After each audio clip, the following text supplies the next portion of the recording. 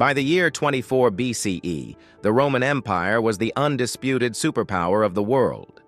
Just 6 years earlier, they had conquered Egypt, toppling Cleopatra's dynasty and securing the wealthiest province on earth. Led by the seemingly godlike Emperor Augustus, Rome's unstoppable legions looked ready to swallow the rest of the known world.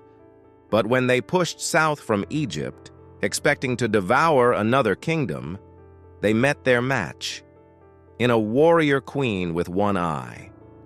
This is the story of how a brilliant military commander didn't just stop the world's greatest army in its tracks, but forced the emperor himself to beg for a peace deal. So why has she been almost entirely forgotten by history? Long before Rome cast its shadow over the Nile, another power had thrived there for over 1,000 years. South of Egypt, in what is now modern-day Sudan, lay the kingdom of Kush. Now, this was no backwater territory. It was a civilization of incredible wealth, sophistication, and power. Its capital, Meroe, was a bustling metropolis, famous for its mastery of iron. The smoke from countless furnaces filled the air, forging the weapons and tools that made Kush a regional force to be reckoned with. Meroe sat at the crossroads of major trade routes, moving ivory, ebony, and gold from the heart of Africa to the Mediterranean and beyond. The kingdom was a cultural and architectural marvel. The Kushites had even ruled Egypt itself as the 25th dynasty of Black Pharaohs, but they had since developed their own unique identity. They built hundreds of steep, narrow pyramids, that's more than in all of Egypt, to house their royal tombs. They worshipped their own gods, like the lion-headed warrior Apetamak, right alongside Egyptian deities, and they wrote in their own script, Meroitic, a language that remains one of history's great unsolved mysteries to this day. Most importantly, Kush was a land of powerful women. While women in much of the ancient world were pushed to the sidelines, Kushite society was often matrilineal and ruled by a dynasty of incredible queens. They held a title that struck respect and fear into their neighbors, Kandake. A Kandake wasn't just a queen, she was a supreme ruler, a queen regnant, and often a warrior who led her armies from the front. Greek and Roman writers spoke about these queens with a mix of awe and confusion, describing them as fierce and independent. It was into this line of powerful female leaders that a woman named Amanirenas was born. She inherited a stable, prosperous, and fiercely proud kingdom. But to the north, the world was changing fast. In 30 BCE, Octavian, soon to be Emperor Augustus, conquered Egypt. With Cleopatra gone, the Roman border was now pushed right up against the northern frontier of Kush. For the first time, the two great powers of the Nile Valley were staring each other down. And to the Romans, the rich kingdom to the south wasn't a peer, it was just the next piece on the game board. The shadow of the eagle was creeping south, and it was about to fall on the land of the Kandakes. Rome's arrival on Kush's border wasn't exactly subtle. Augustus appointed his friend, Gaius Cornelius Gallus, as the first Roman governor of Egypt. Gallus was an arrogant man who saw Nubia not as a neighboring power, but as a territory ripe for the picking. Roman officials immediately started imposing taxes and custom duties on Kushite-controlled lands in northern Nubia, basically treating the people there as future subjects of the empire. This was more than an economic squeeze. It was a profound insult to a kingdom that had once ruled Egypt itself. For Queen Amanirenas, this was an existential threat. She had recently taken full power, ruling alongside her son, Prince Achaenidad, after the death of her husband. The Roman presence wasn't just a border squabble. It was a challenge to her authority and the future of her entire kingdom. She knew Rome's reputation. They didn't coexist, they conquered. To sit and wait for them to strike would be to surrender her kingdom. Amanirenas decided she wouldn't be the prey. She would be the hunter. It was a huge risk. Rome's military was legendary, but Amanirenas had her own advantages. a large army of skilled warriors and deep knowledge of the terrain. Plus, the Romans made a critical mistake. In 25 BCE, the second governor of Egypt, Gaius Aelius Gallus, launched a disastrous military expedition into Arabia. With a huge chunk of the Roman army in Egypt distracted and far away, the Kushite border was left vulnerable. Amanirenas saw her opening. This wasn't just a reaction. It was a brilliant preemptive strike while her enemy was weak. She gathered her forces, an army estimated to be around 30,000 strong, and prepared to deliver a message to the new masters of Egypt. It would be a message written in fire and blood, one that would make it brutally clear that the kingdom of Kush would not bend the knee. In 24 BCE, Queen Amanirenas unleashed her army. With Rome's Egyptian legions bogged down in the deserts of Arabia, the southern frontier was wide open. The Kushite force, led by Amanirenas and her son Akinadad, stormed north into Roman-held territory with shocking speed. This wasn't a small raid, it was a full-scale invasion. They targeted the key cities of Syene, Elephantine, and Philae. The Roman garrisons didn't stand a chance. The Kushite warriors, famous for their archery, rained destruction on the occupiers, tore down Roman symbols, and enslaved the Roman inhabitants. But this was about more than just conquest. It was about sending a symbolic message that would be heard all the way back in Rome. And Amanirenas knew exactly how to do it. Across their empire, the Romans had put up countless statues of Emperor Augustus. These weren't just art, they were propaganda, presenting Augustus as a divine figure. To damage one was an act of treason. Amanirenas and her army did more than just damage them. They systematically targeted them. From one of the captured cities, they took a magnificent, larger-than-life bronze head from a statue of Augustus. But they didn't just melt it down. They carried it over 600 miles south to their capital, Meroe.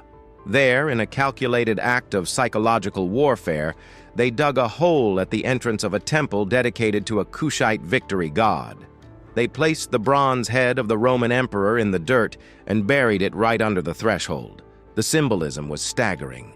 Every single person who entered that temple would, for generations, trample over the face of the most powerful man in the world. It was the ultimate humiliation, a public declaration that the Emperor of Rome was beneath the feet of the Kushite people. Amanirenas hadn't just won a battle. She had thrown down a gauntlet. The message to Augustus was crystal clear. Your power ends here.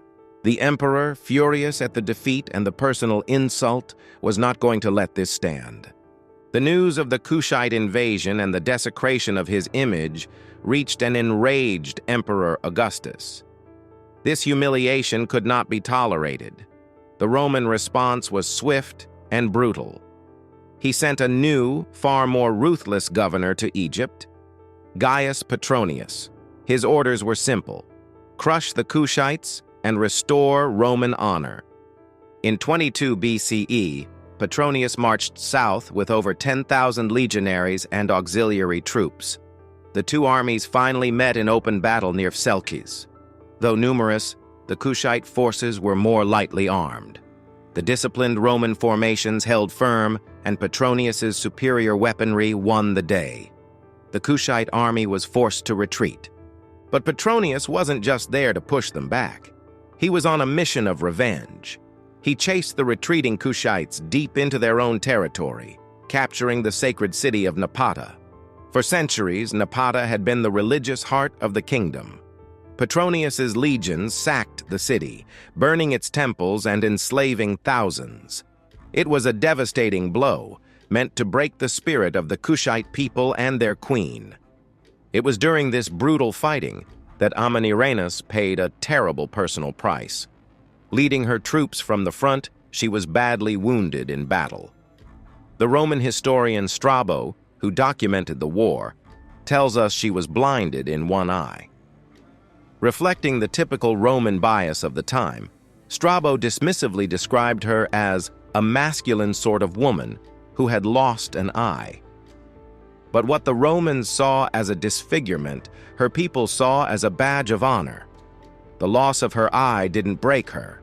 It forged her into an even more powerful symbol of resistance. She was no longer just a queen. She was a warrior who had bled for her kingdom. The war also claimed the life of her son, Prince Akinidad.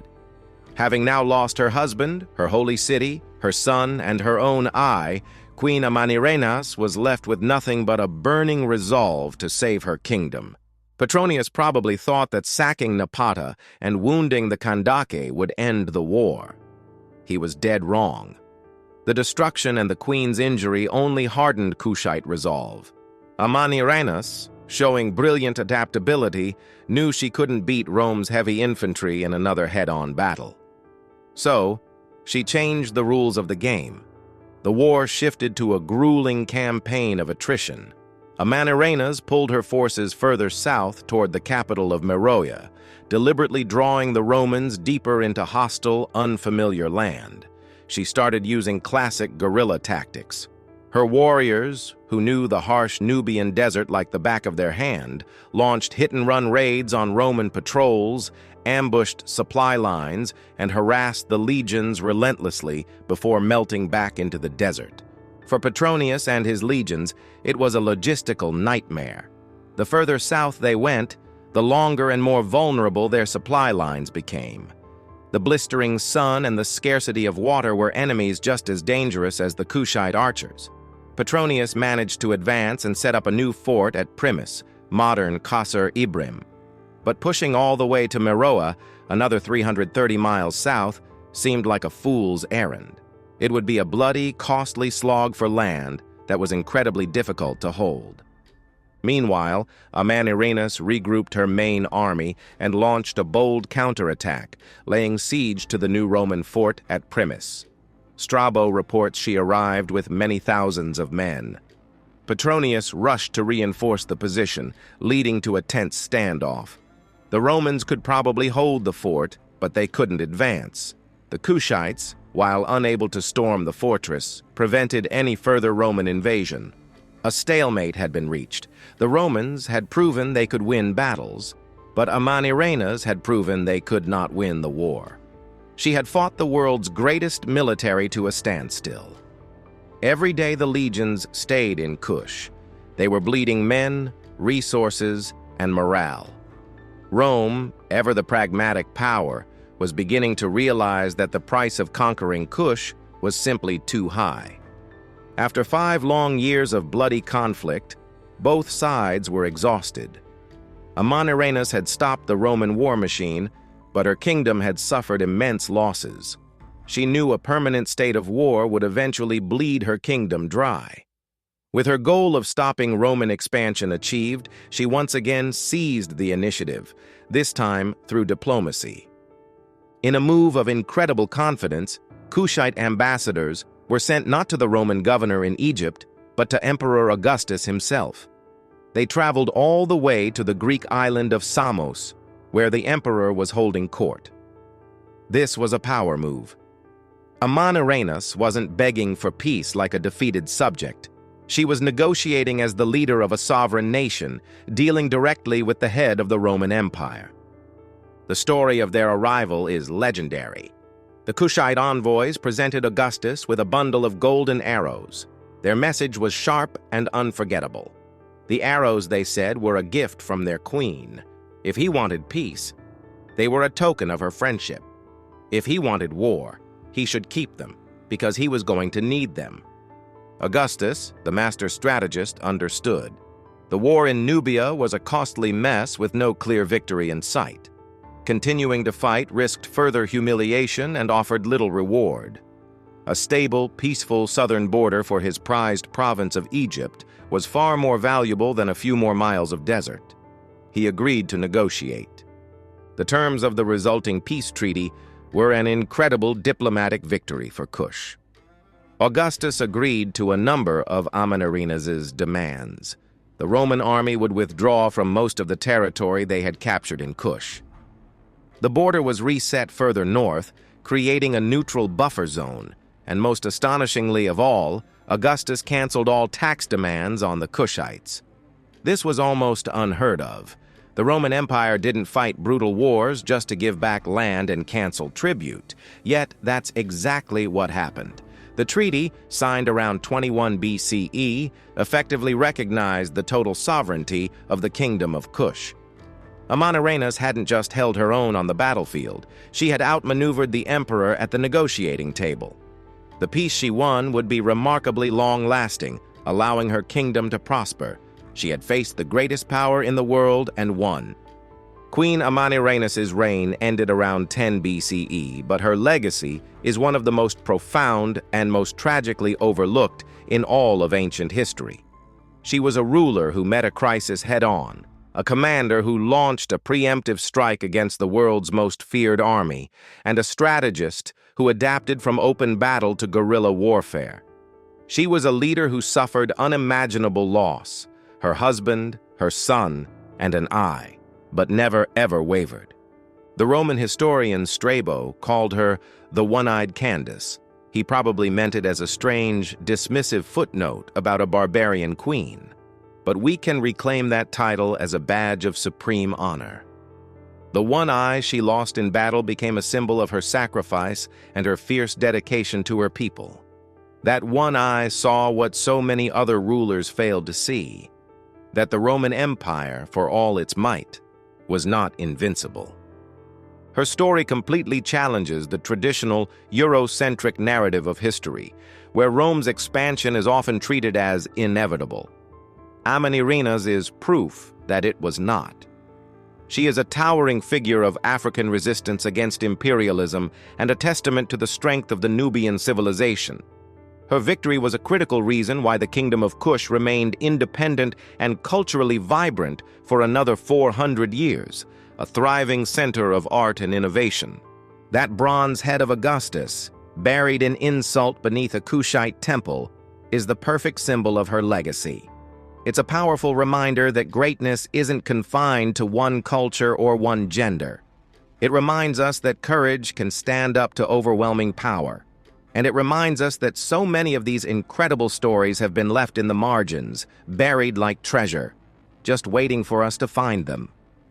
By remembering Queen Amanirenas, we don't just learn about the past. We reshape our understanding of who gets to be called great. If you want to uncover more stories of the heroes and civilizations that history forgot, make sure you subscribe and join us for the next one. The tales of figures like Amanirenas prove that there are countless chapters of our shared human story still waiting to be told. Thanks for watching.